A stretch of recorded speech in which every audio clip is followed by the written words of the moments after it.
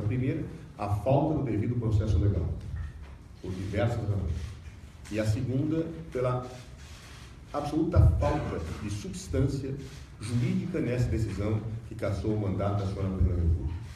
Ou seja, não há crime de responsabilidade, porque nas duas acusações não há ato ilegal, aliás, numa delas sequer ato, no caso das chamadas pedaladas fiscais, nenhum ato se consegue identificar da senhora Presidente da República, não há dolo e não houve nenhuma lesão a objetos que são juridicamente protegidos, tutelados pela ordem jurídica brasileira. Então, diante disso, nós estamos já entramos ontem com um mandado de segurança, vamos entrar na segunda ou terça-feira, mais tardar, com um outro mandado de segurança. Esse mandado de segurança que nós entramos ontem, ele é um mandado de segurança que tem duas alegações.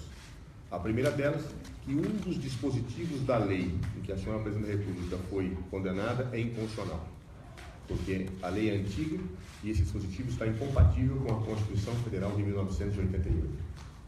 E a outra afirmação... Não é melhor você explicar que dispositivo? Então, é o artigo 11 da Lei 1079 de 1950.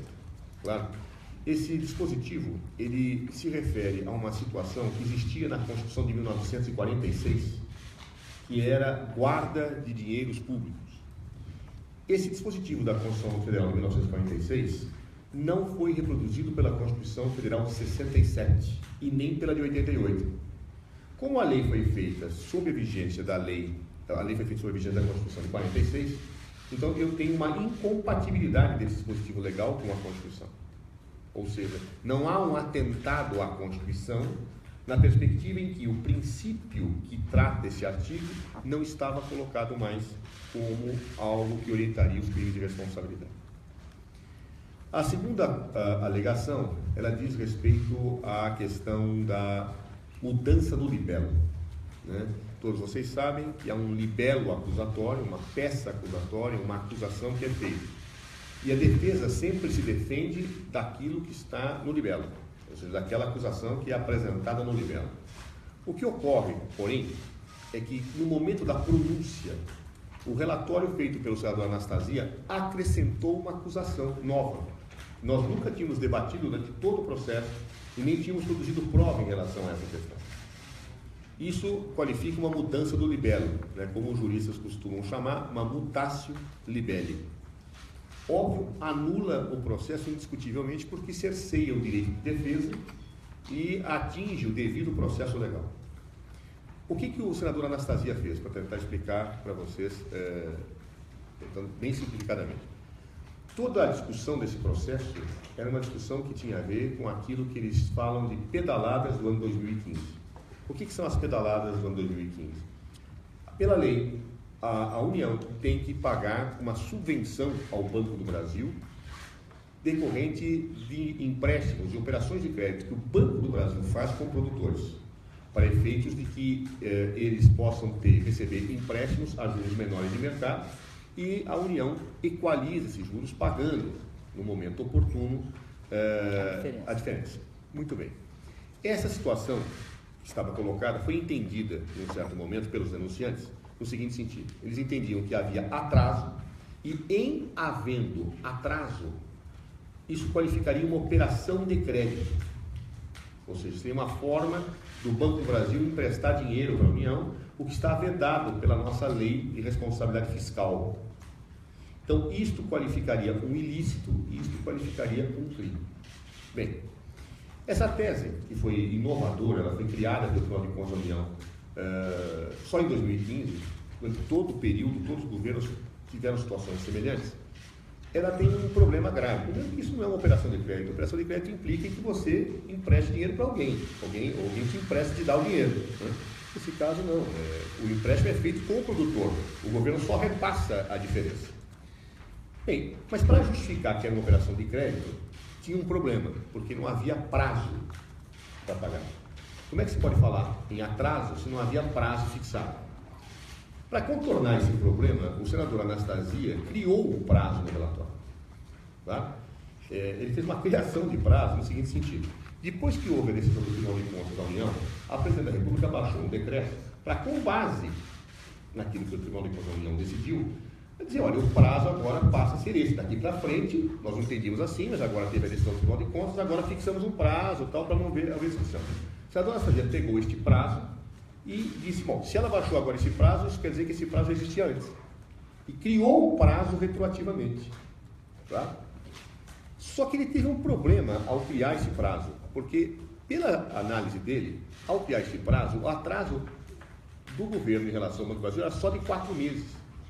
Só 4 meses. E isso dava uma quantia de dinheiro muito pequena, perto da discussão, era 1 bilhão e pouco, que é absolutamente nada para ter a acusação de que se desequilibrou as finanças do país por força de um atraso de 4 meses. Então, o que faz o senador Anastasia? Diante desse problema que ele próprio criou, com o prazo que ele criou, ele disse não, a presidenta não pode ser condenada só por isso, ela tem que ser condenada por todos os débitos atrasados desde 2008, ou seja, desde antes dela ser presidente da República. Ela deveria ter pago esse débito no dia 1º de janeiro de 2015, quando ela tomou posse.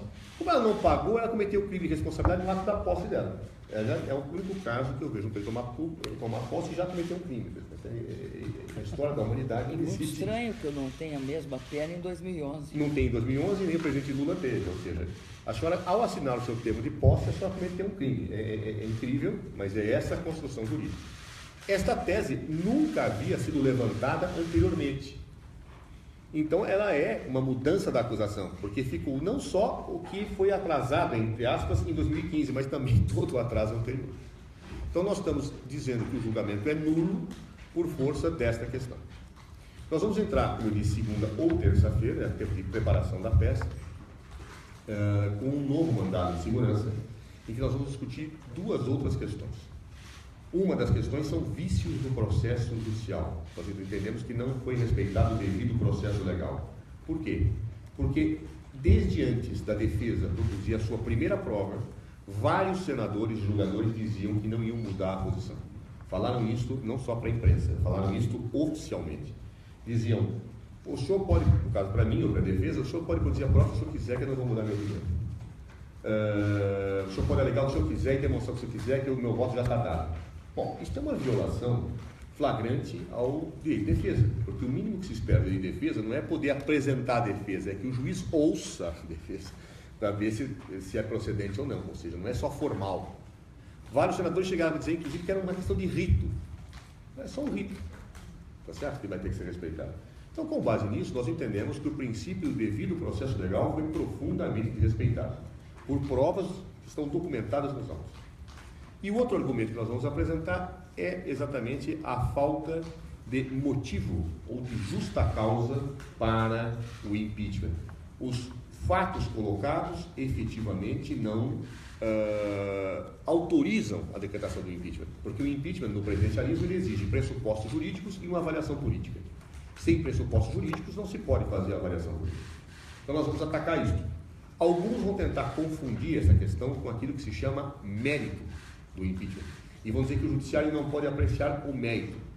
O mérito é, a nosso ver, a avaliação política do processo de impeachment. Efetivamente, se faltam pressupostos jurídicos, você não pode ter avaliação política, senão nós estaríamos transformando o presidencialismo numa forma de parlamentarismo. Além do que, não só o executivo corre risco com essa interpretação, outras autoridades correm risco, por exemplo, os ministros do Supremo Tribunal Federal e o senhor Procurador-Geral da República. Eles estão submetidos à mesma lei do impeachment. Amanhã ou depois, se o Procurador-Geral da República ou algum ministro do Supremo, com alguma decisão, afrontar o Congresso Nacional, uma maioria pode declarar o impeachment dele sem pressuposto político. Então, se entender, por exemplo, que não se pode examinar esta questão, de certa forma está se autorizando o Congresso Nacional, por razões políticas, a afastar os próprios ministros do Supremo e o Procurador-Geral da República. Então, nós vamos demonstrar isso nesta peça, tá certo? Dizendo que essa é uma questão de estabilidade democrática, uma questão que tem a ver com o Estado de Direito, sob pena de um poder destituir os outros livremente, sem qualquer pressuposto constitucional para tanto. Então, esta será a ação que nós entraremos na próxima segunda ou terça-feira, assim que ela ficar concluída. Fora isso, nós vamos pedir o ingresso no processo que foi impetrado pelos partidos governistas e que pretendem cancelar a decisão do Supremo Tribunal Federal relativamente à não suspensão do direito político da senhora Presidente da República. Eu até achei estranho, quero lhe dizer, e nesse ponto, eu acho que é a primeira vez dentro desse processo eu concordo com a advogada da acusação, a doutora Fernanda Pascoal, que falou isso também, que esse pedido pode anular toda a decisão. Eu não entendi bem a lógica, mas seja como for, nós defendemos efetivamente que é correto a questão da suspensão não ter sido decretada para a Presidente da República, pela não gravidade do comportamento e juridicamente por decisões anteriores e por importantes autores do direito constitucional brasileiro confirmarem essa tese. No caso Collor, o mandado de segurança que foi impetrado disse exatamente que a decisão de perda do mandato e a decisão de suspensão do direito político são duas penas distintas.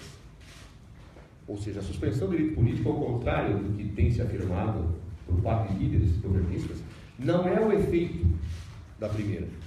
Porque se fosse o efeito da primeira, quando Collor renunciou ao seu mandato, teria que ter parado tudo, porque cessou a causa, cessou o efeito. Não foi o que o Supremo Tribunal Federal entendeu naquele momento. Numa discussão, a partir de uma decisão do Senado Federal, levada aos tribunais, o Supremo entendeu não, são duas sanções distintas. Se são duas sanções distintas, embora não se possa aplicar a primeira, porque renunciou ao mandato, processe-se e se discuta e se aplica a segunda sanção. Então, portanto, a decisão do Supremo Tribunal Federal é um precedente muito importante, especialmente porque o próprio Supremo Tribunal, recentemente, numa ação, disse que o rito do processo do presidente Collor se aplicaria ao processo da presidenta Dilma. Então, portanto, há que se aplicar a todas as situações e todas as consequências. Em segundo lugar, os principais autores brasileiros de direito constitucional que tratam da matéria acabam reconhecendo que existem duas penas. Por exemplo, há um ilustre constitucionalista chamado Michel Temer, que é o vice-presidente da República que agora assumiu, que tem um livro, Elementos de Direito Constitucional, em que ele diz o seguinte: o artigo 52, parágrafo único da Constituição, fixa duas penas: a perda do mandato e B, a inabilitação por 8 anos para exercício da função pública. Afirma o autor constitucionalista Michel Temer. A inabilitação para o exercício da função pública não decorre da perda do cargo, como a primeira leitura pode parecer. Decorre da própria responsabilização, não é pena acessória. Então, portanto, o ilustre constitucionalista Michel Temer é quem afirma textualmente nos seus elementos de direito constitucional que são duas decisões. Há um outro ilustre jurista também que merece ser citado, que adota a tese igual, que é o ministro do Supremo Tribunal Federal, Gilmar Mendes. O ministro Gilmar Mendes, no seu livro Curso de Direito Constitucional, afirma textualmente: o impeachment admite a aplicação de duas penas, a perda do cargo e inabilitação. Ou seja, entende que são duas penas distintas. Então, por esta razão, nós entendemos que a decisão do Senado foi corretamente tomada a partir do precedente do Supremo Tribunal Federal e de ilustres constitucionalistas brasileiros, como nós citamos o professor Michel Temer e o ministro Gilmar Mendes, sem embargo de tantos outros que falam a mesma coisa, mas os dois merecem ser lembrados pela própria envergadura dos ensinamentos que eles dão para todos nós. Boa tarde, mais uma vez. Vou puxar aqui, porque... Tá preso. Tá preso? Tem um fio aqui, tá? Não, tem um negócio aqui. Não. Ah, obrigado. Mas eu não sei se resolveu não, né? Sim. Eu queria agradecer a presença de vocês mais uma vez.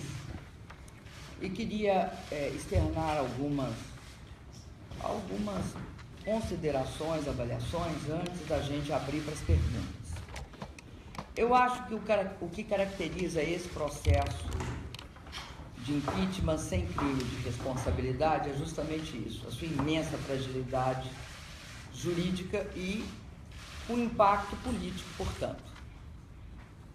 Onde está a fragilidade? A fragilidade está no que é a acusação, o cerne da acusação. 3 decretos de crédito suplementar e as chamadas pedaladas, que não são pedaladas. É importante isso, porque o que é que está nessa questão do Plano Safra por trás dela? Está uma política de subvenção agrícola, que consiste no seguinte: dada a taxa de juros de mercado, se dá aos produtores rurais brasileiros, pequenos, médios e grandes, um juro um juro menor. E o que acontece? A União paga a diferença entre o juro que o agricultor está pagando e o juro de mercado. Paga para quem? Paga para os bancos. Então, esta é a questão bem clara, é isto que acontece. Esse plano safra, ele não é um contrato. Ele está baseado em quê? Está baseado numa lei, que é de 1992. Portanto, a base dele não é um contrato, é uma lei. E a lei dispõe, faça-se assim, faça-se assim, faça-se assim. Uma das coisas que a lei dispõe é quem interfere neste processo. É o Conselho Monetário Nacional, o Banco Central e o Banco do Brasil. Os dois, os primeiros que eu citei, na retaguarda. E o Banco do Brasil fazendo o empréstimo. E o Ministério da Fazenda e a Secretaria do Tesouro dando o ordenamento para se fazer. O Plano Safra da Agricultura é lançado publicamente, sempre foi lançado publicamente. É dito perante todos as associações de produtores rurais, de agricultores familiares, é discutido de forma intensa, inclusive com os agricultores familiares, como será o Plano Safra daquele ano. A partir dessa discussão e do anúncio público, a partir daí, os órgãos do governo passam a executar o plano. O que disse o Ministério Público Federal? O que é óbvio, porque isso está na lei, diz o seguinte: não tem participação nessa execução da Presidência da República, porque a lei não estipula que tenha. Daí, o Ministério Público Federal dizer o seguinte: se acharem alguma culpabilidade na presidenta, terão de achar culpabilidade em todos os que antecederam, porque todos fizeram um plano safra, porque é obrigação do presidente da República fazer o plano safra anualmente, porque ele é crucial para uma das maiores atividades econômicas do país, que é a agricultura, tanto a comercial quanto a familiar. A agricultura comercial, ela assegura que esse país seja um dos maiores exportadores de alimentos e de proteínas. A agricultura familiar coloca comida na mesa da população brasileira todos os anos. Por isso que tem um chamado Plano Safra. Qual é a questão? A questão é a regra do jogo. Tentar alterar a regra do jogo, com o jogo sendo jogado, foi feito. E depois eu direi aqui qual é a minha interpretação do porquê fizeram isso. A outra questão diz respeito a 3 decretos. A primeira constatação, bastante estranha, é que começa a acusação com 6 decretos. Aí cai para 4, aí cai para 3. No final, chegam aos 3 decretos. Então, sai de 6, passa para 4 e de 4 passa para 3. Já seria muito estranho uma pessoa, ao longo do processo, ser acusada de algo que vai diminuindo. Não vai aumentando, vai diminuindo. Por que vai diminuindo? O que são os 3 decretos? 70% dos 6 decretos são gastos autorizados no artigo 4 da lei que regula o orçamento. No artigo 4, a base fundamental do artigo 4 é dizer o seguinte: nos créditos suplementares, que são feitos por decreto da Presidência da República, o que pode ser aumentado e quanto?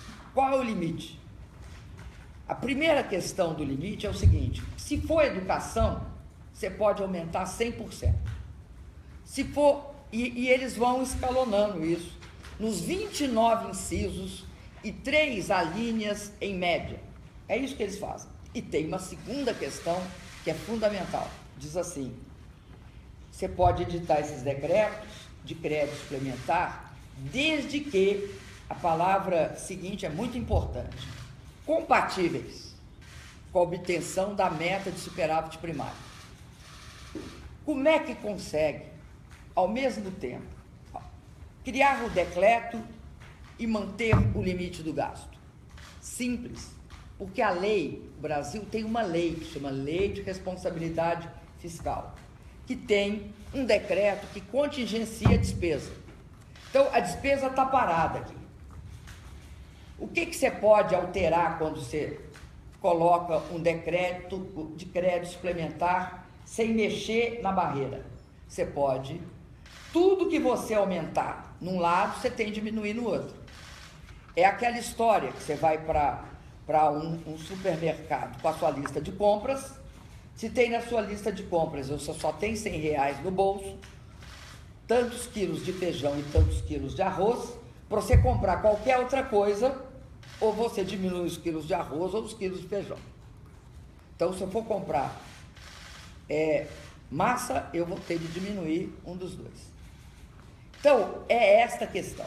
E a palavra compatível, ela é muito importante, porque compatível dá um sentido de movimento, você vai se tornar compatível, né? Bom, é muito interessante que a lei orçamentária enviada ontem muda o compatível para de acordo. Muda esse. Desde que compatível com a obtenção da meta de resultado primário para de acordo com a meta de resultado primário. Por que eles mudaram esse compatível que vinha de antes? Né, que não veio só em 2015. Por quê? Porque o de acordo cria uma barreira maior e mais adequada e compatível com a decisão do tribunal. E aí é muito difícil mostrar que não foi uma versão do tribunal retroativa. O que leva à mudança? Maior clareza? Maior clareza, por que só foi necessário em 2015 e nunca se fez essa alteração em momentos anteriores? Por nenhum dos presidentes anteriores. Bom, o que eu quero dizer além disso é o seguinte: os 3 decretos dizem respeito fundamentalmente a gastos tais como educação, justiça, ou seja, tem suplementação do poder judiciário. Tem suplemento de 70% a educação.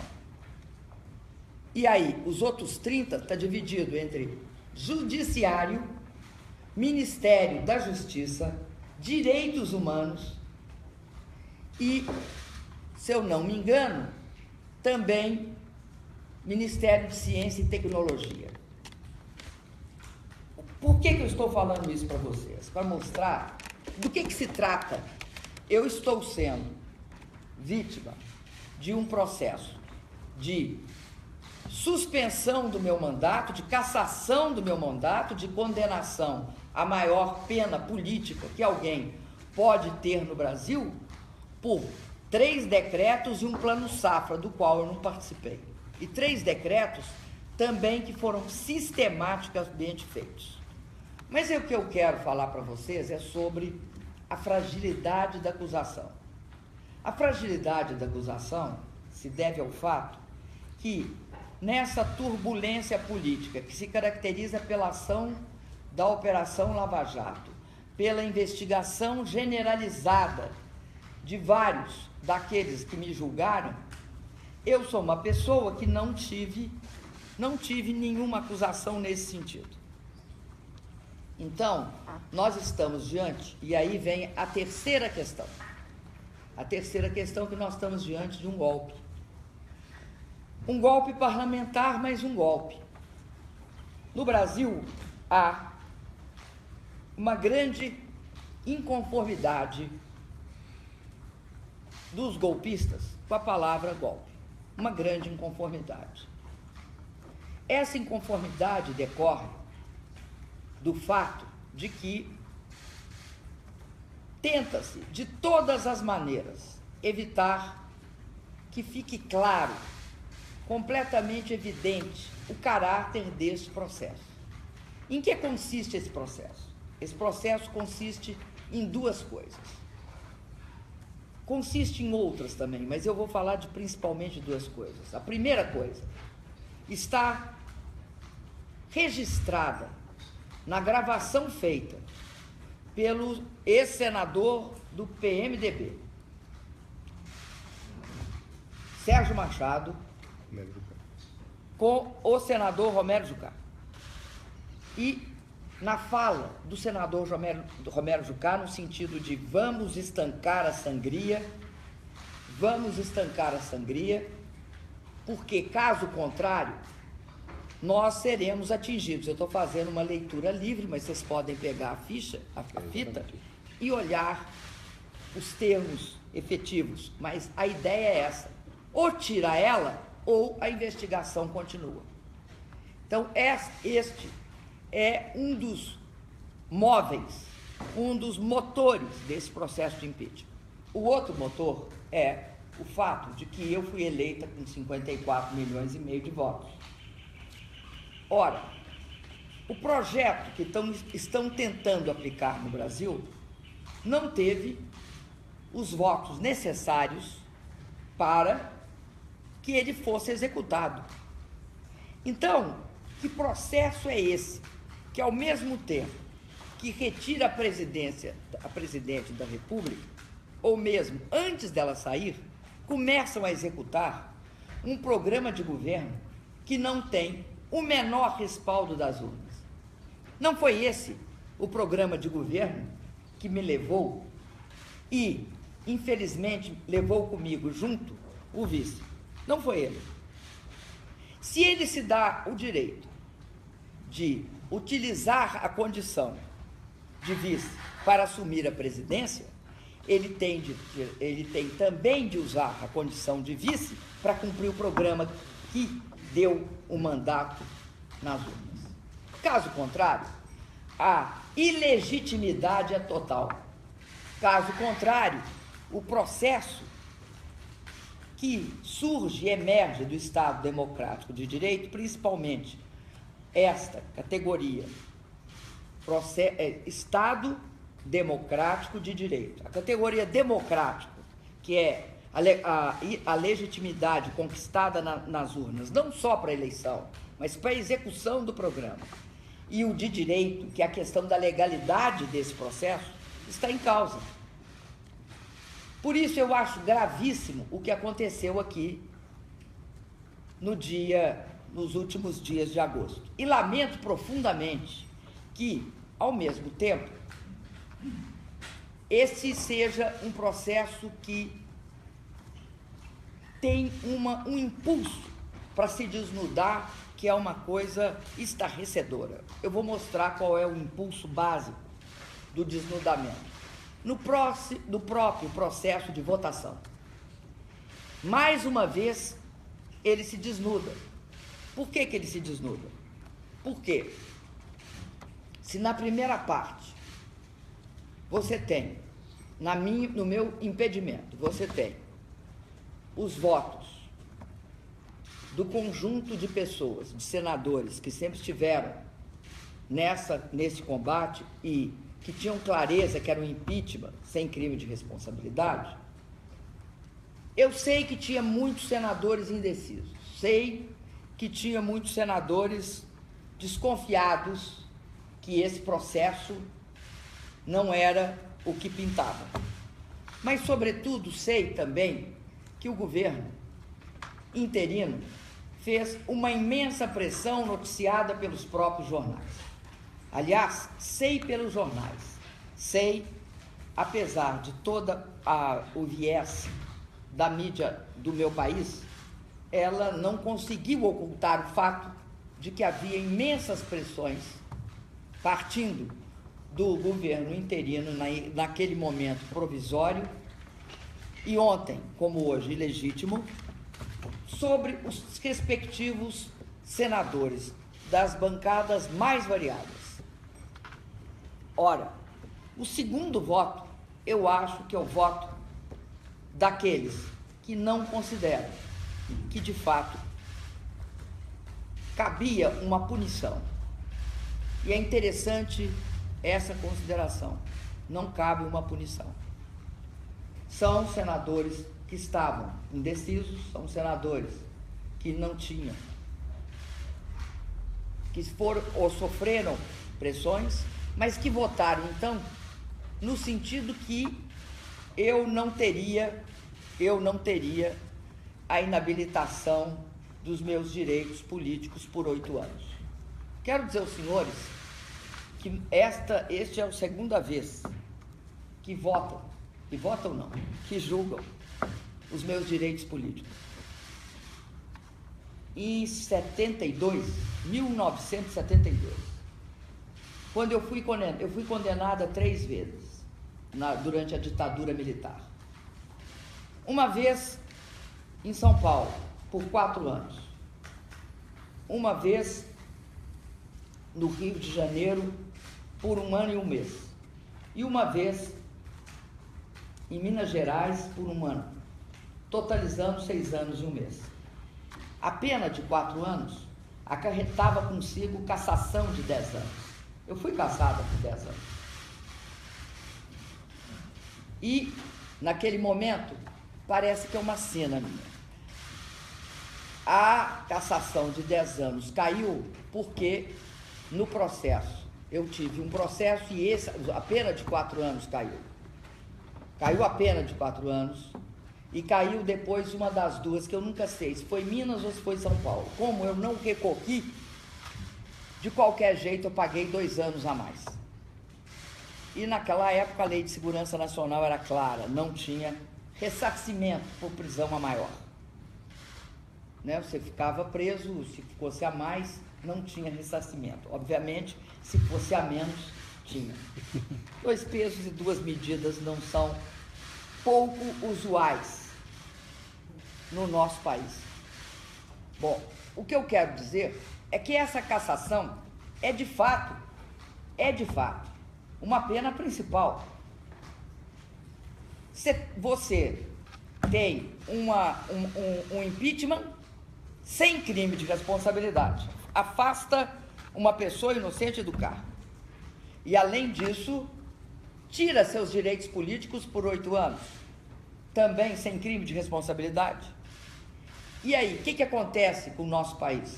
Acontece que o maior contrato que existe neste país é entre o governo e seu povo.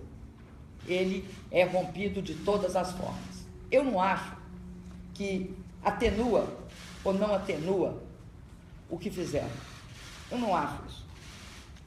Acho que são detalhes e decorrências do que fizeram. Podiam ter feito diferente, podiam ter feito de qualquer forma. O fato gravíssimo é que me condenaram à pena de morte política ao me tirarem da presidência, que é a maior pena que algum brasileiro ou brasileira pode ter. Esse é o fato. Agora, que as pessoas sempre aqui no Brasil também têm outro hábito, esqueçam o que eu escrevi, esqueçam o que eu falei. Aqui, o compromisso com a coerência é muito pequeno, principalmente nas questões grandes. Não peço coerência de todos os atos de cada um dos brasileiros ou das brasileiras, até porque todos nós somos humanos, mas eu acho que coerência nas questões fundamentais, todos nós temos de procurar ter ao longo da vida, até porque é isso que torna uma pessoa digna ou indigna. Finalmente, eu queria dizer para vocês que eu acho gravíssimo o fato de que um programa, né, que não é o programa eleito pelas urnas, seja executado nos próximos anos. Acredito que para todos nós, a consciência de que a democracia foi julgada junto comigo, eu tenho. Acho que parte da sociedade brasileira progressivamente terá, cada vez mais. A democracia foi julgada comigo. Infelizmente, nós perdemos. Espero que nós todos juntos saibamos reconstruí-la. Espero também que que ao longo desse processo nós sejamos capazes de ter clareza daquilo que nunca mais pode acontecer. Nós somos uma democracia jovem, nós somos uma democracia que ela não pode passar pelo fato que de todos os presidentes eleitos, só 4 cumpriram integralmente o seu mandato. Isso não pode acontecer. E é algo extremamente grave. E acho que tem de ser mudada esta lei, porque ela permite esse tipo de golpe parlamentar. E quero mais uma vez reiterar, golpe parlamentar sim, diferente de golpe militar. Aliás, a teoria do golpe de Estado não começa com golpe militar. Ela remonta a golpes dentro de processos republicanos ou, por exemplo, como o 18 Brumário de Luiz Bonaparte, que não era uma ditadura. Era um golpe para diminuir o poder diminuir o poder do parlamento e aumentar o poder do então Luiz Bonaparte sobrinho. Esse golpe nosso aqui é um golpe que tem uma característica muito forte. Ele é um golpe parlamentar. Ele não é o golpe militar que, naquela imagem que eu sempre faço da árvore, o golpe militar, sendo a árvore a democracia, o golpe militar destrói a árvore. Tira não só os galhos da árvore, mas corta o tronco, que é o processo que nós todos aqui no Brasil conhecemos de perda de direitos generalizados, direito de expressão, manifestação, é muito importante isso, porque está em curso no Brasil uma grande repressão às manifestações, e se eu tenho orgulho de uma coisa, é que nós sempre convivemos com manifestações contrárias. Nós jamais reprimimos, nós nunca tivemos uma atitude antidemocrática deste tipo, que está em curso no Brasil hoje. Tira direito de organização, tira liberdade de imprensa. O golpe parlamentar, ele, em relação à árvore da democracia, ele atua como se fosse um parasita, um fungo. Ele corrói lentamente. Por isso que todos nós temos de debater essa questão, porque só o oxigênio desse debate, a força da verdade, mas, sobretudo, não é possível esse tipo de repressão no Brasil a manifestações absolutamente pacíficas. Não é possível que não se possa falar o que se quer. Exemplo, fora Temer. Não é possível isso. Se podem. Quando você começa a ter medo das palavras, é que inicia o processo repressivo e o processo arbitrário e autoritário. Sempre foi assim na história da humanidade. Temer as palavras leva a isso. Por isso que eu me orgulho muito, durante todo o meu governo. Nós jamais tivemos medo das palavras, porque eu sempre disse, eu prefiro a voz surda das ruas que o silêncio das ditaduras, porque o silêncio das ditaduras eu conheço na pele. A senhora tem dito que não sabia a gravidade da crise econômica internacional, a crise dos recursos commodities, durante a eleição de 2014. Então, o projeto que foi apresentado para o povo brasileiro foi diferente do que tinha que ser feito no primeiro ano do segundo mandato, de um ajuste fiscal. Pode ser entendido que o governo, agora o governo do presidente Temer, está implementando o ajuste fiscal que a senhora tinha começado. Uma pergunta muito interessante pelo seguinte: todos nós aqui sabemos como é que foi o tempo da crise econômica. O tempo da crise econômica começa no final de 2014 para os países emergentes. Atinge um auge no primeiro semestre de 2015 e ainda está em curso, com quedas nas taxas de crescimento de todos os emergentes, mas também dos países em desenvolvimento. Bom, o que acontece no Brasil? Que eu acho algo importantíssimo da gente perceber é que um dos componentes do nível de crise que o Brasil atingiu é a crise política. A crise política, ela consistiu em quê? A crise política. Ela consistiu em impedir sistematicamente a retomada do crescimento econômico através da adoção de pautas que levavam a ajustes. Então, ao longo de 2015, nós tivemos as seguintes situações. Todos os projetos que nós enviamos para a Câmara Federal, eles ou foram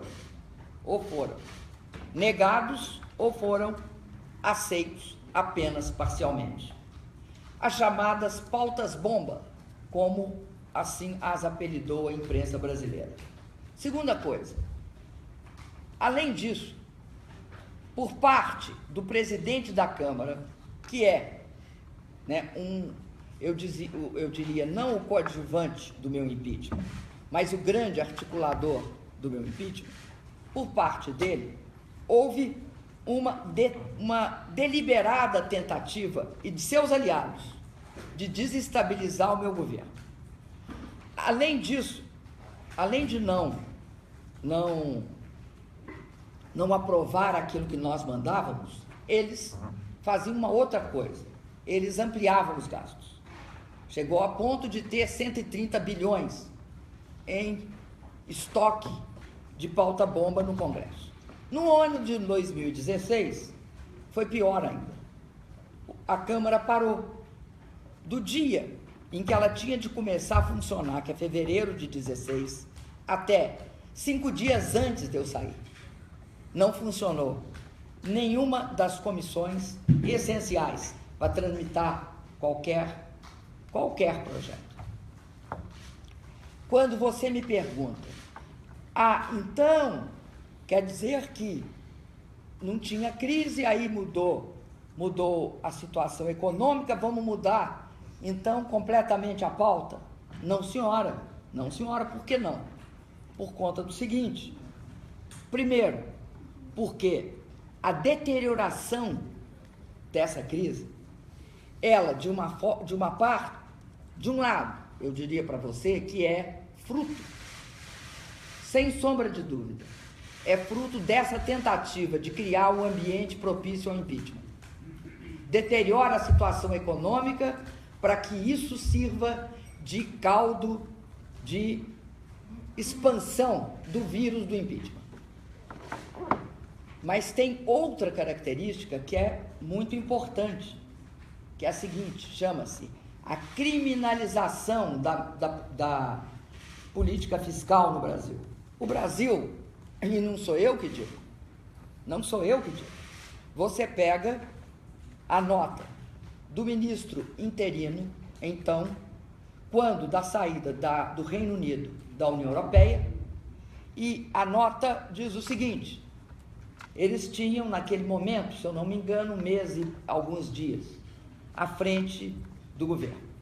A nota diz o seguinte, o Brasil é um país com fundamentos sólidos. Quais são os fundamentos sólidos que ele elenca?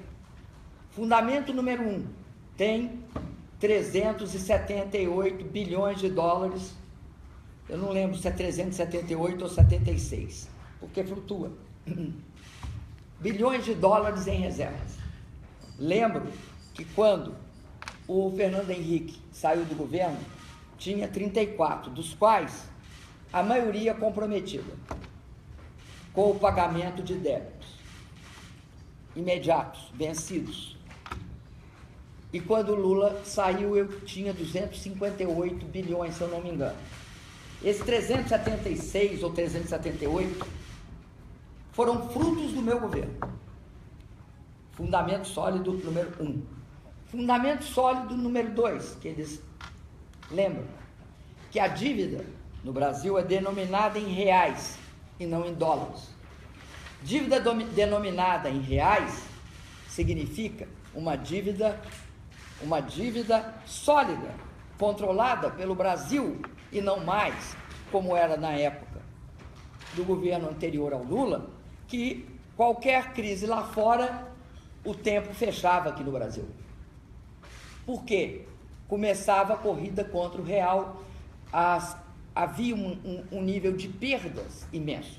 Lembrando o Simonsen, né? A inflação aleja e o câmbio mata. Não ter dinheiro em reservas, todos os países emergentes sabem perfeitamente no que resultou no final dos anos 80. Terceira questão, o Brasil tem uma situação de solidez porque cumpre todas a sua capacidade de pagamento externo. Nós não temos nenhum risco relativo a pagamento externo. Além disso, se você anualizar até maio, se eu não me engano, é o que foi citado na época, entrou no Brasil 79, poucos bilhões de dólares a título de investimento externo direto.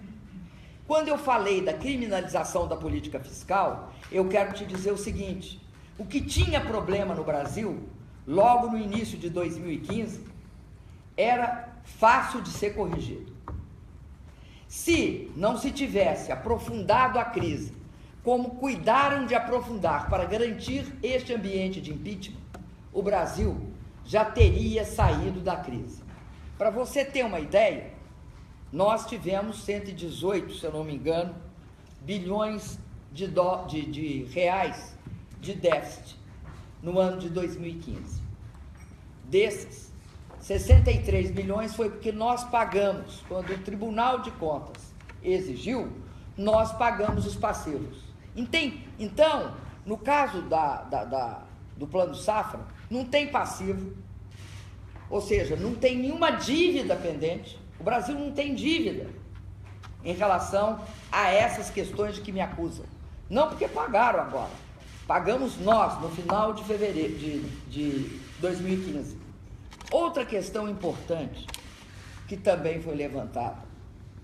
Veja você, é ridículo supor que a crise no Brasil, como dizem os senadores de oposição a mim hoje, né? Hoje são de situação, os senadores do PSDB, por exemplo, e mesmo do DEM, a causa da crise no Brasil são o Plano Safra e os decretos de suplementação. Isso é ridículo. Isso nem é subestimar a inteligência das pessoas. Mesmo porque, até por um motivo muito simples, né? O Plano Safra amplia a demanda. Ele é fator anticrise, anticíclico. Ele não é fator cíclico, pró-cíclico. Ele é anticíclico. Presidenta, a senhora falou há pouco sobre a repressão e sobre a proibição de falar do golpe. Acha que esse processo que alguns chamam de golpe brando pode virar um golpe duro? Eu acho que o povo brasileiro hoje tem um nível de consciência antiditadura muito forte. Ninguém passa por 20 anos de ditadura sem criar uma série de anticorpos, antifungos e tentativas de fechar o país. Não acredito, acho que tentarão mecanismos de restrição de liberdades e vão ser combatidos. Espero que não. Espero que nós sejamos capazes, todos nós, brasileiros e brasileiras, de impedir isso. Em relação ao Eu sugeria, Olímpio, que você desse a palavra aqui em pé, meu querido, porque está difícil. A senhora falou sobre senadores que estavam indecisos, que podem ter sido, estavam desconfiados e podem ter sido coagidos pelo outro lado, mas o Senado votou de uma maneira estrondosa contra a senhora. A senhora agora está recorrendo no Supremo Tribunal. A senhora espera um novo julgamento e um voto diferente dessa vez? Olha, eu não acho eu acho que é estranhíssima essa dupla votação. Essa discussão aqui. Senão vocês não tinham me perguntado, né? Vota de uma vez um jeito, vota da outra vez outro jeito, é no mínimo estranho. Em Minas a gente ficaria desconfiado, nós somos um povo muito desconfiado, nós mineiros. Então, não acho esse passeio que você está falando, nem sempre, né, a estrada dos votos é uma estrada de ferro. Retinha, acho que ela é muito tortuosa. Presidente, a senhora diz que o governo agora oficial de Michel Temer conduz uma pauta que não é eleita nas urnas e uma série de retrocessos que não foram propostos em 2014 durante a campanha. Mas o mesmo PMDB está junto com o PT em mais de 1000 cidades pelo país, em pelo menos 200 cidades. A chapa para prefeito e vice-prefeito é PT e PMDB. A senhora vê alguma contradição nisso? Eu vou tentar te explicar qual é a situação dramática que o sistema político brasileiro vive. Hoje no Brasil nós temos, aí varia, se é 35 ou 37 partidos. Não fica muito claro. Todos os partidos, principalmente aquele que era o PMDB, o grande partido de centro, o MDB do Ulisses, etc., se fragmentou. Então, você tem vários PMDBs nos municípios. Você tem características as mais diferentes. Os partidos no Brasil diminuíram o grau de partidos programáticos. Você não pode supor que num país como o nosso, né, 35 partidos são programáticos. Não tem 35 programas. Você pode ter um número maior do que 1 ou 2, porque tem nuances, etc. Mas então, a sua pergunta, a mim não constrange, sabe por quê? Não acho nada. Acho que esta é a crise política que o país passa. Um sistema eleitoral e um sistema político cuja correspondência é baixa entre o que o partido faz e todos os seus membros fazem. É baixa a correspondência. Por quê? Por isso que eu estou te dizendo. Quando você tem 35 partidos ou 37, você tem não o império do programa, não o império das propostas só. Você tem o fisiologismo, você tem os interesses regionais. Eu não sou contra interesses regionais, nem interesses municipais. Agora, na teoria e também naquilo que foi o maior avanço democrático nos países que adotam a democracia como regime, uma das características é justamente o fato dos partidos terem uma ação homogênea. Não ocorre no Brasil. Não ocorre no Brasil nessas eleições, não ocorreu nas anteriores, não ocorre nas votações no Senado, não ocorre nas votações na Câmara. Quando a gente propôs um plebiscito convocando eleições diretas e um plebiscito sobre reforma política, é porque há que haver essas alterações para dar governabilidade ao país. Não é só por uma questão das eleições, para a própria governabilidade. Pra você ter uma ideia, o Fernando Henrique Cardoso precisou de 3 partidos para obter a maioria simples, 4 para obter a maioria de 2/3. O Lula precisou de 8 e 11. Eu precisei de 14 e 20. E sempre eu digo, quando eu falo isso, vírgula, e olhe lá, porque muitas vezes os partidos não têm unidade interna. Então, na hora da votação, depende do que o interesse regional. O que que eu acho? Eu acho que nós temos de trabalhar o aprofundamento do caráter programático dos partidos. Isso é crucial para a governabilidade. Ninguém terá uma governabilidade que não seja baseada nessa questão do toma lá da cá. Por que que me achavam dura? Porque é difícil, se você tiver algumas convicções, ficar no toma lá da cá. Não é fácil. E eu não me recusava a algumas coisas. E me recusei sistematicamente. Vamos lembrar que o deputado presidente da Câmara, Eduardo Cunha, para não aceitar o impeachment, o que ele queria? Que 3 deputados do PT votassem a seu favor. Então, me desculpa, mas Eu acho que este é um dos fenômenos de tudo isso, dessa crise política que eu estou te falando, que existe no Brasil. Não é porque me tiraram da presidência da República que solucionaram esse processo. Não solucionaram, não. Pelo contrário, eu acho que ele se agravou. Com seus direitos políticos mantidos, a senhora vai continuar na política? Quais são os seus planos? Olha, eu não vou fazer planos de hoje para amanhã ou para depois da manhã. Eu sempre fiz política na minha vida. Eu fiz de várias formas política. Eu fiz política sem ter nenhum mandato, né? Eu não fui presa na ditadura por ter representação parlamentar. Eu respeito a representação parlamentar e acho que a representação parlamentar ela é importante, muito importante. Ela faz parte da democracia. E não vai haver democracia no Brasil se nós não melhorarmos a representação parlamentar.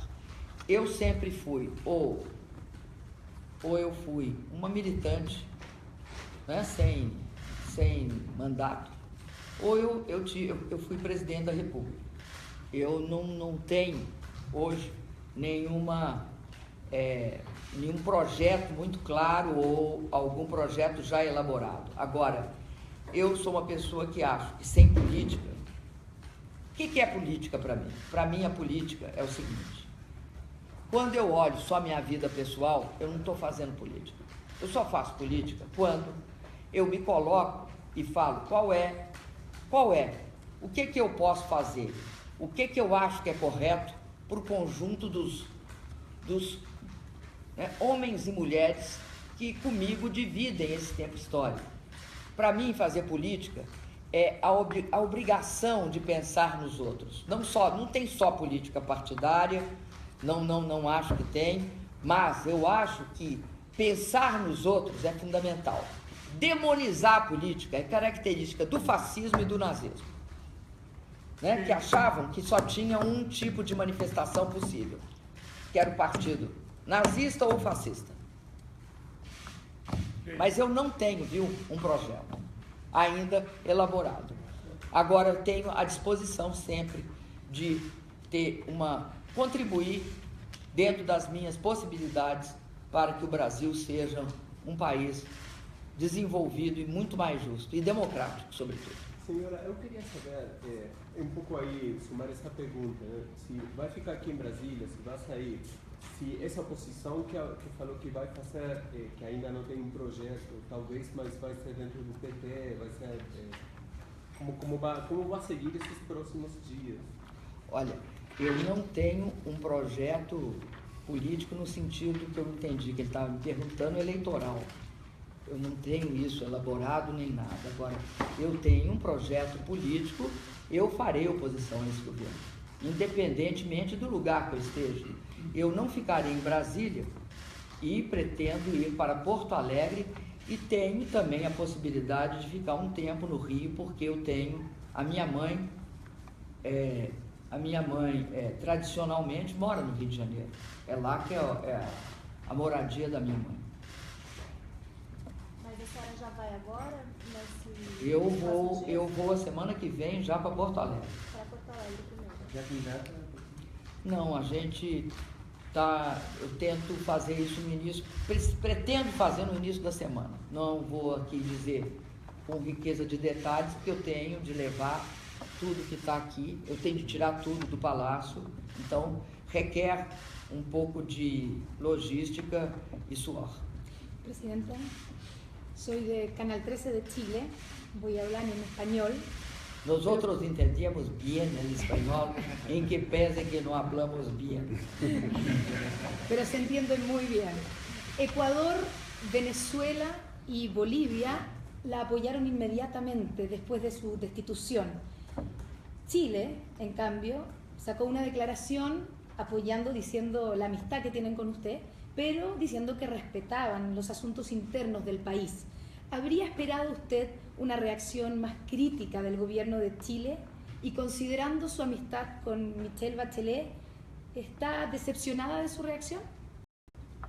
Alguns anos de atuação aqui na América Latina, até porque eu acho que a partir do governo do presidente Lula, nós mudamos o nosso enfoque. Nós passamos a achar que era impossível que a gente não desse importância para os nossos vizinhos. E passamos a olhar a América Latina como sendo uma prioridade, né, para a política externa brasileira, assim como a África, os países emergentes, como os BRICS, né, e fizemos toda uma política nesse sentido. Qual é a nossa atitude? E que eu acho que foi a atitude correta, a política externa altiva e correta que nós fizemos. Ela implicou no respeito a todos os governos, não importando o que os governos tivessem de convicções diferentes das nossas. Eu continuo achando assim. No caso específico que você falou, eu tenho grande gratidão pela Michelle Bachelet, que teve uma solidariedade pessoal comigo. Entendo perfeitamente que nas condições da Michelle, isso signifique um grande apoio para mim. Também respeito muito a posição do Evo Morales, do Rafael Correia, do Maduro, que me prestaram essa solidariedade mais aberta. Houve várias gradações de solidariedade, eu as entendo todas, até porque muito disso depende da situação interna de cada país. Se a gente não respeitar isso, a gente, de fato, aqui no Brasil, praticaria uma lamentável politicazinha imperialista. Eu chamo politicazinha imperialista porque ela é ridícula. É ridículo você achar que você pode fazer política externa criando o seu padrão ideológico e querendo que os demais países ajam assim. Eu me refiro aqui explicitamente ao que foi feito em relação à questão do Uruguai, no caso do Mercosul. Presidenta, Michelle Bachelet la llamó por teléfono después de su destitución. Eu já não sei direito se foi antes ou depois. Acho que foi antes. Porque é um momento um tanto ou quanto tumultuado. Presidenta, gostaria de visitar Argentina, Chile, Equador, esses países? Visitarei todos. Visitarei muitos países. Daqui a pouco? Não, agora daqui a pouco ainda não. ¿Tiene pensado ir a Chile? Sim, teria o maior prazer em ir ao Chile, até porque no Chile, além de ter a grande Michelle Bachelet, tem a CEPAL, né? E é importante a CEPAL como um centro de pensamento para a América Latina toda. Quando? Não tenho a menor condição de te dar como é que vai ser a minha agenda. Eu peço desculpa, mas não tenho condição. Paulo, eu acho que... Obrigado. Caso a Suprema Corte acate o pedido do PSDB e do PMDB de reverter a segunda votação que foi em seu benefício, os senhores pretendem usar isso como forma de questionar ou acrescentar o seu questionamento quanto à votação inicial? Claro. Veja, eu acho que é impossível, minha visão, né? É impossível o Supremo Tribunal Federal anular só aquela votação. Porque quando os senadores foram votar, eles podem ter medido o seu primeiro voto por força da segunda votação. Tá? Eles podem ter avaliado o seu segundo voto, o seu primeiro voto, a partir da segunda votação. Então, na medida em que houve a garantia de que haveria um destaque, o senador pode ter dito, bom, eu vou votar pela absolvição, não vou votar mais pela absolvição da primeira, mas vou votar pela suspensão do segundo. Então não é possível cindir essas votações quando elas são em sequência e podem implicar em valoração distinta, obviamente, pela existência das duas. Né?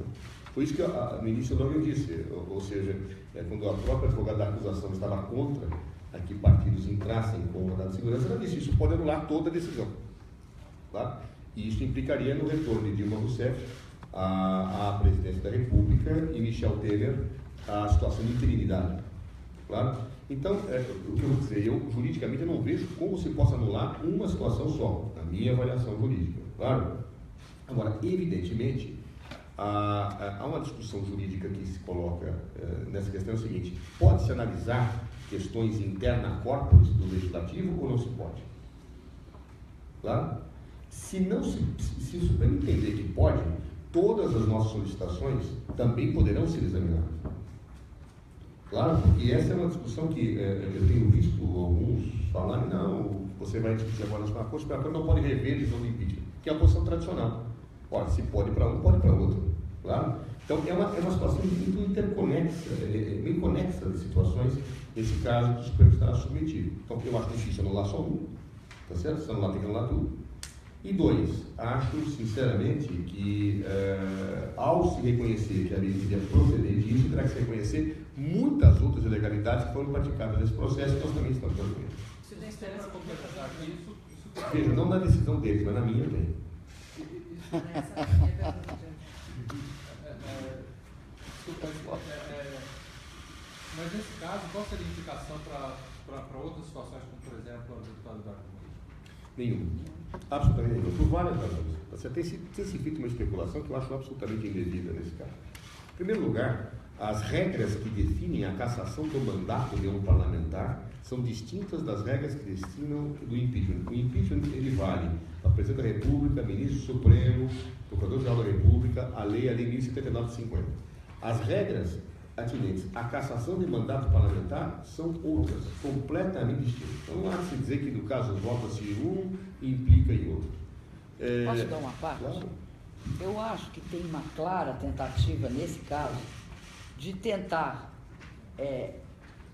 porque tem um problema que nós levantamos na nossa defesa, e eu levantei também lá no Senado.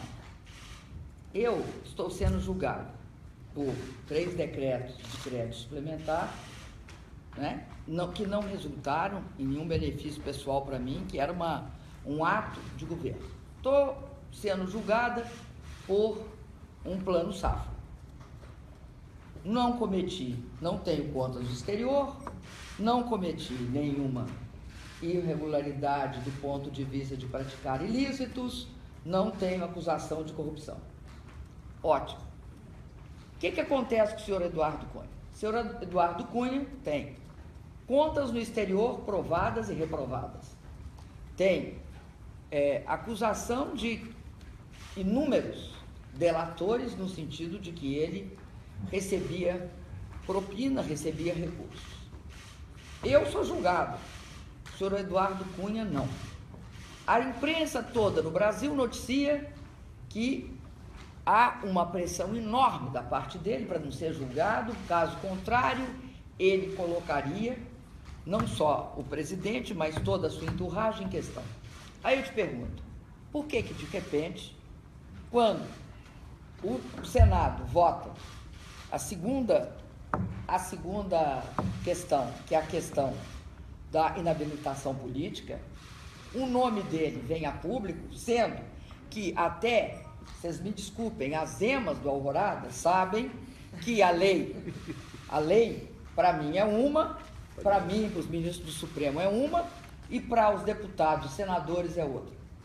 Então, o que está por trás disso? Está a tentativa de começar a introduzir no meio do espaço político e da mídia uma ideia. Qual é a ideia? Já que absolveram disto a presidente, teremos de absolver o senhor Eduardo Cunha. Não mesmo. Essa não, porque é interessante que o julgamento dele já foi adiado para novembro. Não, foi adiado para novembro. Não, você pegou setembro. Não, marcaram para 11 de setembro. Vai jogar pra... E também as emas. Essas emas são fofoqueiras. Todas as emas estão dizendo que é depois das eleições. Isso é verdade. Tá? Eu ouvi dela. As emas, você pode... Se você olhar, você vai ver que essas emas são animais bastante fofoqueiros. Presidenta, eu queria voltar à questão do seu futuro político imediato, mas num sentido bastante particular. Temos um movimento nas ruas que está saindo a se opor à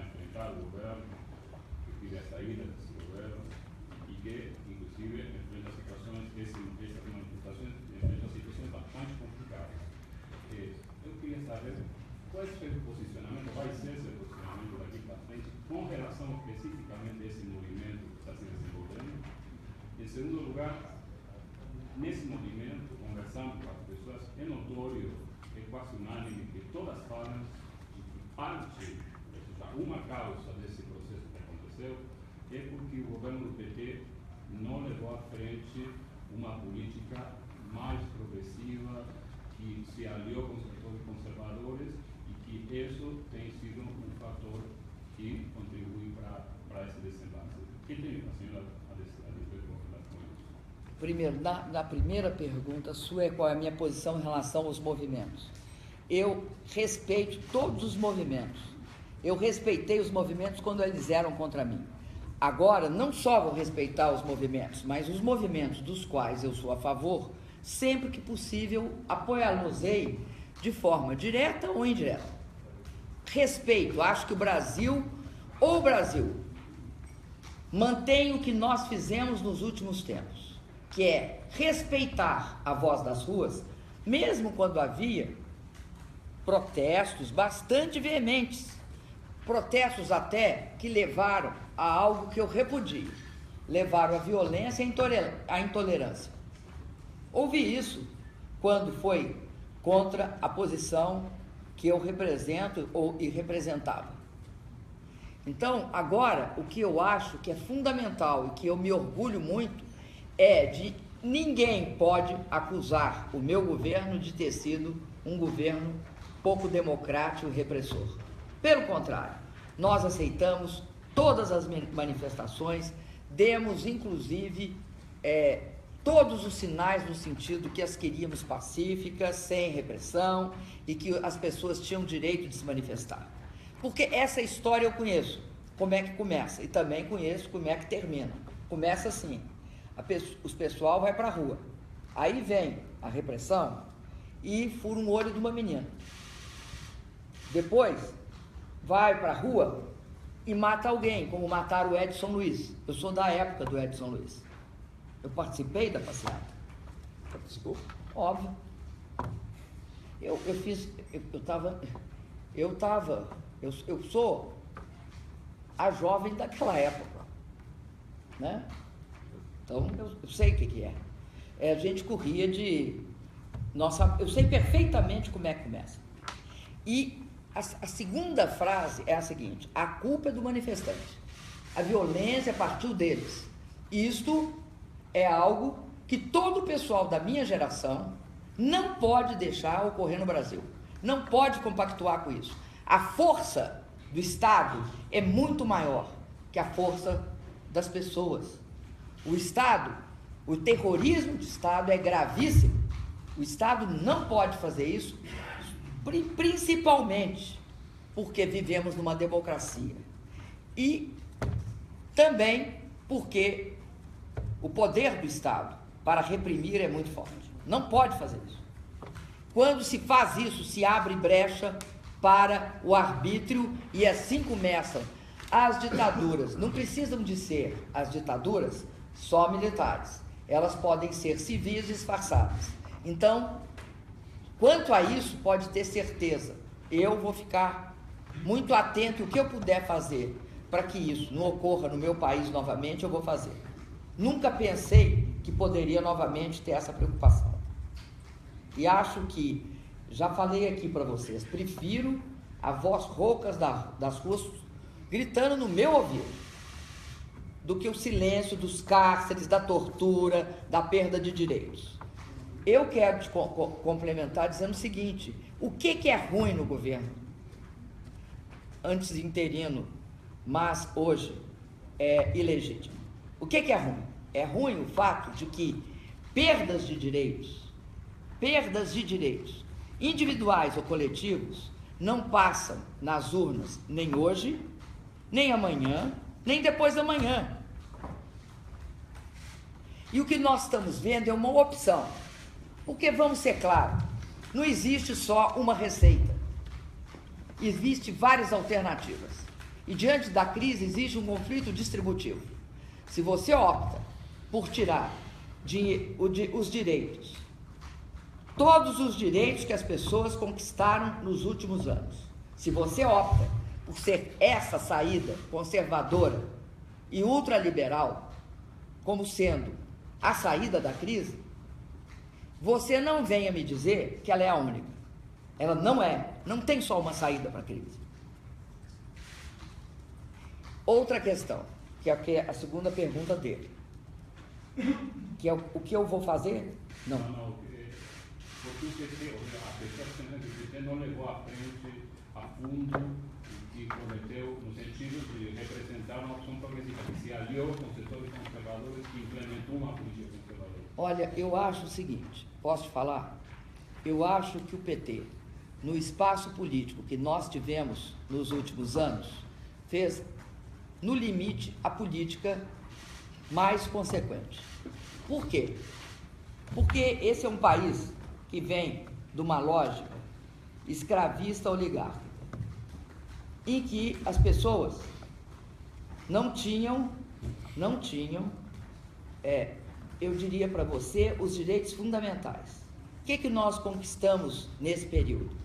Nós tiramos o Brasil do mapa da fome. Não é um país pequeno, é um país de 200 milhões de habitantes. Tirar-o do mapa da fome significa que nós acabamos com a pobreza extrema. Se mais não fosse isso em 13 anos, me diz qual outro país que teve esse processo aqui na América Latina. Nós tiramos o Brasil do mapa da fome. Nós criamos o maior programa de habitação popular. Nós criamos e garantimos a ampliação extraordinária do acesso à educação. Acho que até aquele filme, Que Horas Ela Volta, é um exemplo disso. E eu podia te dizer aqui 1000 outras coisas que nós fizemos, né? Conseguimos, por exemplo, ampliar o atendimento médico básico no Brasil de forma expressiva. Conseguimos um investimento em infraestrutura que não tinha durante muitos anos nesse país. Não só que agora vai ser concluída a interligação do São Francisco, que é a maior obra hídrica de toda a América Latina, como também todas as obras de mobilidade urbana. Da onde saiu a Olimpíada de 2016? Saiu do meu governo. O governo interino, em um mês, não fez nada. O meu governo criou, o Lula trouxe e nós fizemos a Olimpíada no Brasil. Ah, não tem legado? Como não tem legado? O Rio de Janeiro é outro para a população que mora na periferia do Rio, com todos os BRTs e todas as avenidas. O Rio mudou de face, assegurando um nível de interconexão para o pessoal que mora na Zona Norte e da Zona Oeste do Rio de Janeiro. Então, eu quero te dizer outra coisa. Acho que o que nós fizemos em 13 anos, poucos governos fizeram. E enfrentamos uma crise.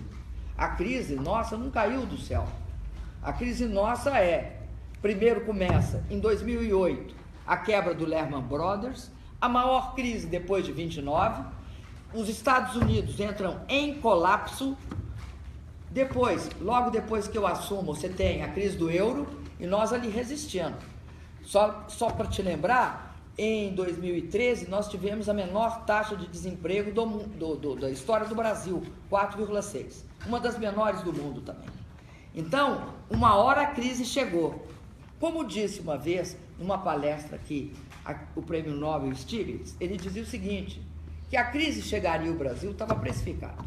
O que não estava precificado era que ela chegaria aqui acompanhada dessa monstruosa crise política. Dessa monstruosa crise política que criminalizou a política fiscal, que inviabilizou o primeiro ano do meu segundo mandato. Eu não concordo que o PT não fez as transformações mais importantes no Brasil dos últimos 100 anos. Mentira. Eu excetuo a grande transformação do Getúlio, do Jango e do Juscelino.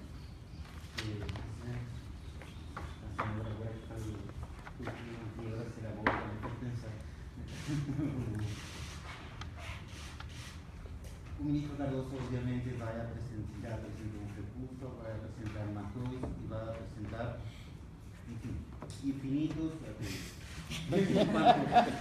Eu gostei desses infinitos, viu? Mas, daqui para frente ele só faz isso na vida dele toda.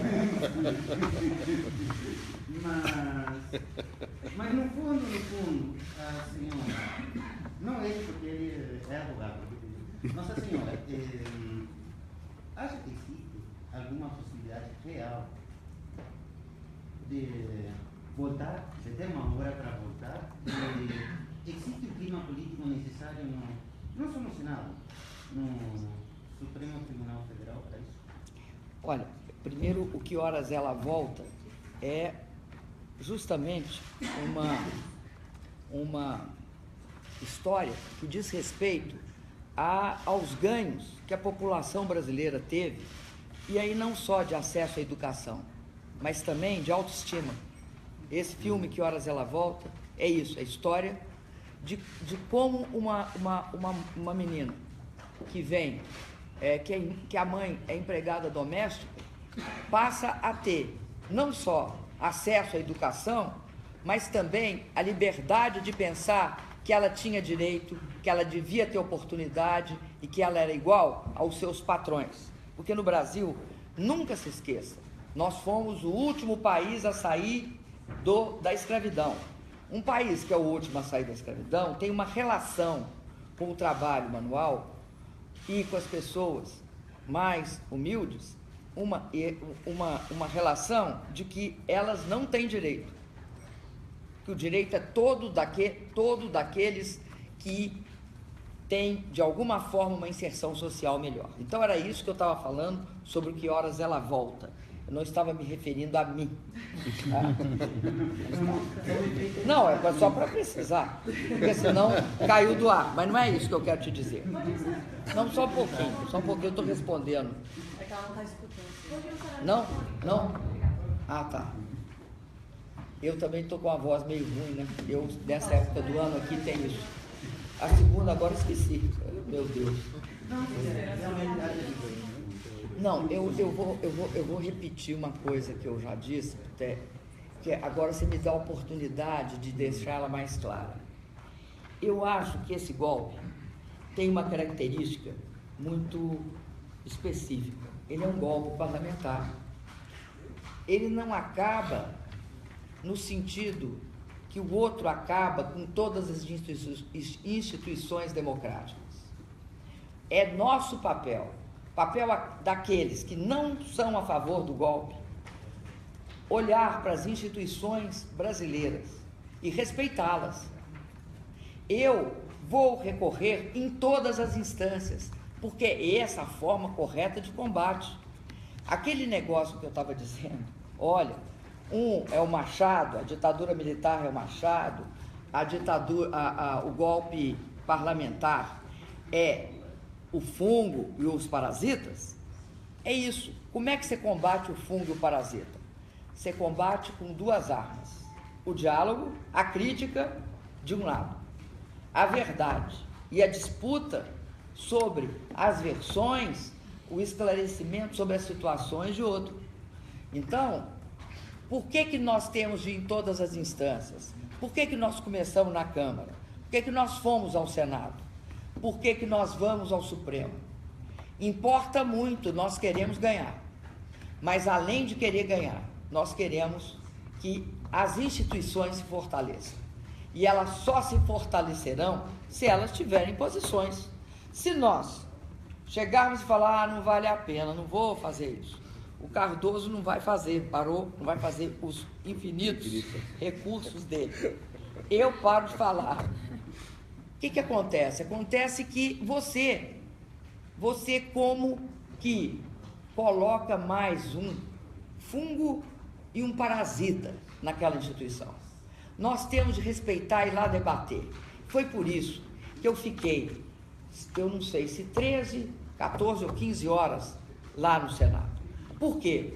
Porque eu respeito a instituição Senado. Eu posso não concordar com os senadores, mas eu tenho obrigação de respeitar a instituição Senado. Mesmo assim, é um golpe parlamentar. Isso não significa que não seja um golpe parlamentar, Agora, a instituição, o Senado, eu tenho de respeitar, ela é um local de disputa de visões, ela é um local em que se discute quais são o que está sendo rompido, o que deve ser preservado, como é que as coisas são. Então, a mesma coisa ocorre com o Supremo. Nós iremos a todas as instâncias. Não é um golpe igual ao outro. Na ditadura, eu lembro que a minha geração, logo no início, logo depois do golpe, tinha uma campanha. Sabe qual era a campanha? A campanha é a pior herança que a ditadura provoca numa geração jovem. Houve eleição de 2 governadores, se eu não me engano, do Rio e de Minas Gerais. Palavra de ordem: anule seu voto, abaixo a farsa eleitoral. Essa era a palavra de ordem. Eu não quero o Brasil e nem a juventude desse país, como foi a minha, achando que a saída é anule seu voto, abaixo a farsa eleitoral. Eu não quero isso para o país. Presidente, o PT, pelo que os jornais nacionais estão dizendo agora, vai encampar a campanha pelas diretas já, que inclusive está crescendo aí nesses movimentos, nessas manifestações que estão surgindo. Mas, ao mesmo tempo, eles tiveram uma decisão institucional de não apoiar o plebiscito que a senhora sugeriu na carta. O ex-presidente Lula não estava ao lado da senhora no dia do pronunciamento, estava perto, mas não atrás, como foi no dia do dia que a senhora foi afastada.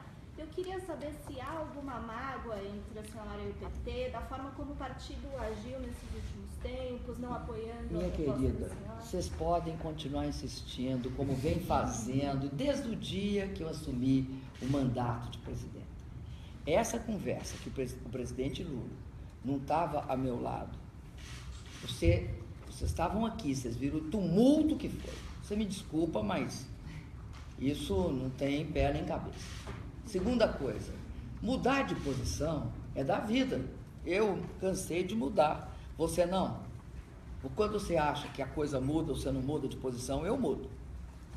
Então, eu acho o seguinte, quando eu propus eleição direta, era porque eu recebia, talvez com muito mais pressão aqui, essa visão de que as pessoas consideravam importante que a gente recorresse a uma recomposição do pacto democrático por baixo. Por baixo só tem um jeito: democracia. Então, eu acho que o PT tomou uma posição, está agora percebendo que é democracia muito melhor para o PT e para nós todos. Não tem nenhuma mágoa do PT, não só o Lula ficou aqui comigo. Em todos esses processos, ele teve presente aqui comigo. Ele acompanhou a votação comigo do impeachment. Ele esteve presente comigo em todas as circunstâncias. Foi no Senado, ficou lá em cima sentado, me encheu de apoio e carinho.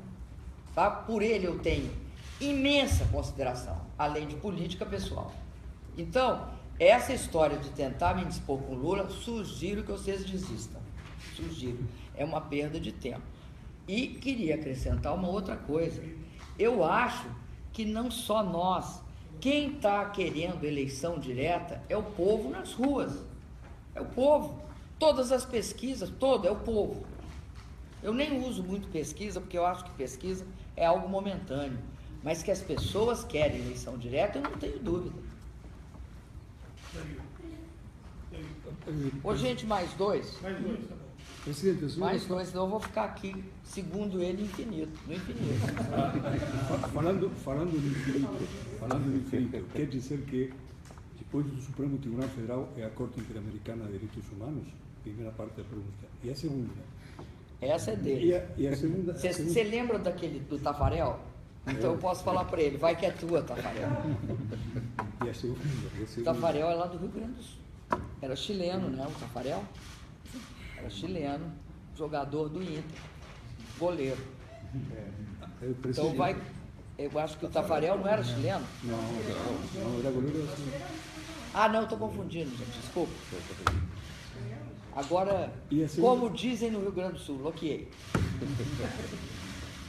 A segunda parte, senhora, como poderia nos explicar que, em promédio, em termos gerais, a imprensa internacional considera que no Brasil houve ou um golpe ou uma situação política institucional estranha? E na imprensa brasileira a opinião é outra. Olha, eu acho que o Brasil, se para algo servir meu afastamento, ele deve servir para que nós façamos, a partir de agora, uma análise muito séria sobre as consequências de termos 4 grupos de mídia controlando toda a comunicação do Brasil. Nós temos também de fazer uma reflexão muito séria sobre as versões, a indução a certo tipo de posições, o uso por alguns grupos econômicos, 4 ou 5, da sua versão, como sendo a versão. E acho que isso está ficando claro para a imprensa internacional. Até então, eu acredito que não havia uma consciência tão forte a esse respeito. Agora, eu acho que isso surgiu de uma forma muito significativa. Antes, qualquer divergência era assim, é porque eles são lulopetistas.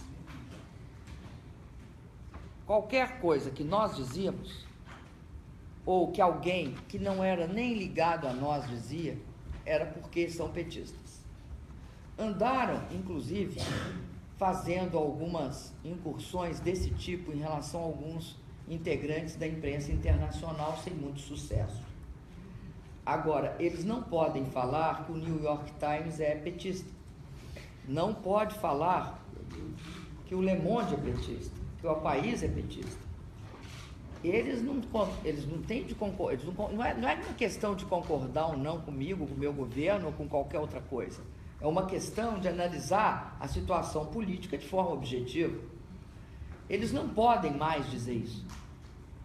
Eu acho que é muito importante o que aconteceu e o papel da mídia internacional no Brasil. Nós, a partir do dia em que eu fui afastado, quero dizer para vocês que eu fui literalmente expelida de alguns meios de comunicação a partir desse dia. E quem permitiu que o próprio Brasil tivesse conhecimento do que se passava aqui mesmo foi as repercussões da imprensa internacional sobre o próprio país, através não só de algumas notícias dos jornais, mas sobretudo pelas redes sociais. Acho que isso foi muito forte e muito importante, porque senão nós teríamos tido um deserto de informação. O viés a favor do golpe era amplo, total e inequívoco. Então continuar recebendo correspondentes? Eu terei maior interesse em receber os correspondentes. Mas falta carinho. Falta o infinito. O infinito e a Corte Interamericana. Bem, vocês sabem que não por iniciativa da defesa da Presidência da República, mas alguns parlamentares brasileiros já foram à Comissão Interamericana. Inclusive a Comissão Interamericana já pediu informações ao governo brasileiro. Nós estamos ainda aguardando essa tramitação. Nesse momento, a defesa da Presidência da República vai ao Supremo Tribunal Federal, a nossa corte, tá certo? E vamos aguardar a decisão do Supremo.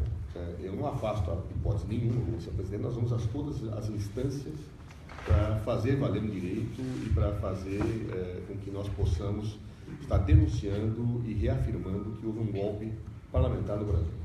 Mas nesse momento nós vamos aguardar a decisão do Supremo. Depois disso, nós verificaremos que medidas podem ser tomadas em outras coisas. Presidenta.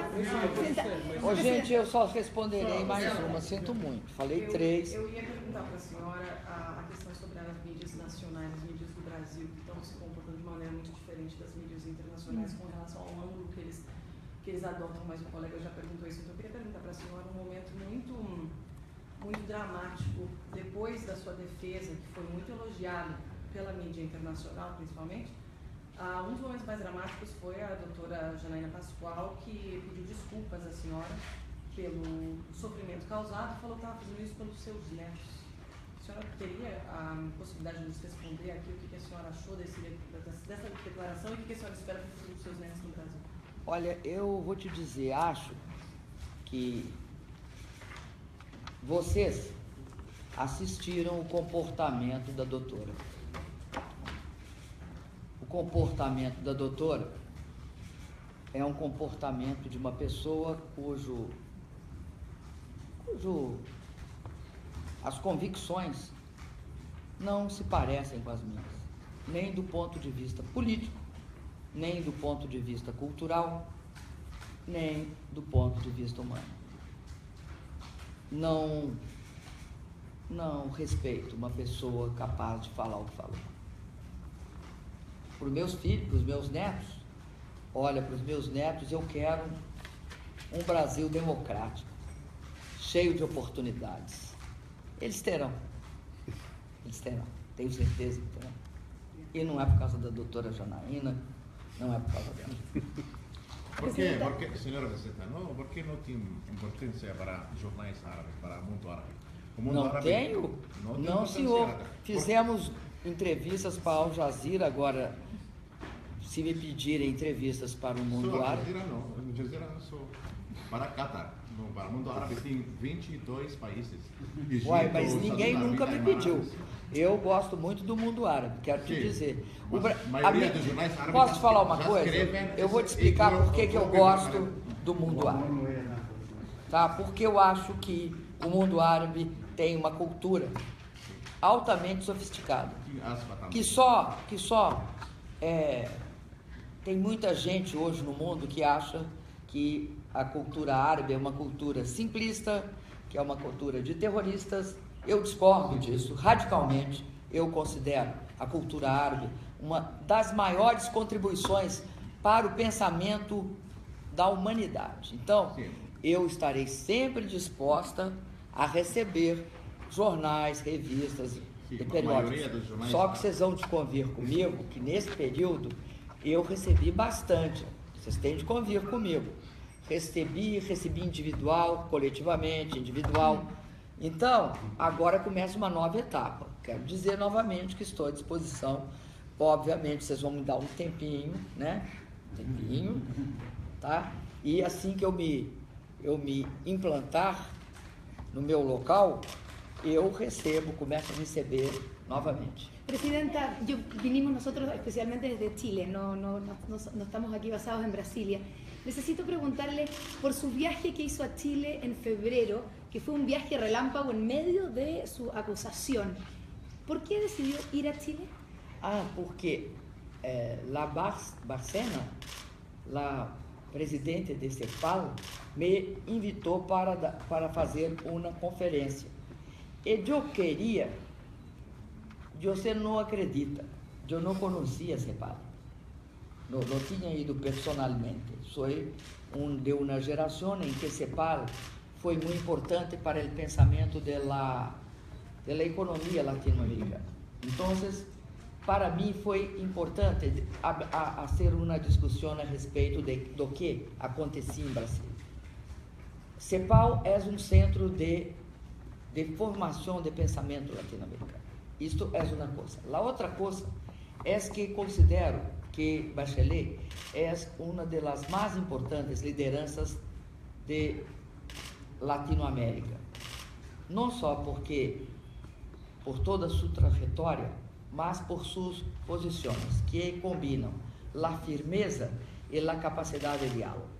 Por isso, sempre que pudo, em várias circunstâncias, não necessariamente só em Chile, mas em outras circunstâncias, eu sempre falei com Bachelet. Não só eu, mas lideranças latino-americanas e internacionais. ¿qué le diría hoy día que tiene un problema ella de popularidad importante en Chile? Diria que ustedes enfrentam a mesma crise que nós outros. É que, em las fases de ascensão do ciclo econômico, as pessoas têm uma tolerância maior. Em las fases de descenso do ciclo, o que está em questão? Quem serão as pessoas que pagarão por la crise? E não há demagogia. Se paga sempre. Em la crise há que pagar alguma coisa. Todos os países, não só Chile, todos. Então, há em países como os nossos, o Chile, o Brasil, que tem uma tradição conservadora muito forte, que tem uma tradição em que as elites, quando não gostam de uma situação, criam toda sorte de barreiras, de problemas. Eu acho que em vários locais isso está ocorrendo, não só aqui na América Latina. Agora, o que você não vê? Você teve uma crise profundíssima nos Estados Unidos. Milhões de pessoas perderam suas casas. Milhões de pessoas perderam seus empregos. Ninguém depôs o presidente Obama. É só isso a diferença. Eu espero que no Chile tenha maturidade para saber que o país tem de enfrentar a crise e manter a democracia. Obrigada. Opa! Você vê só. É vocês que não podem ou eu? Não.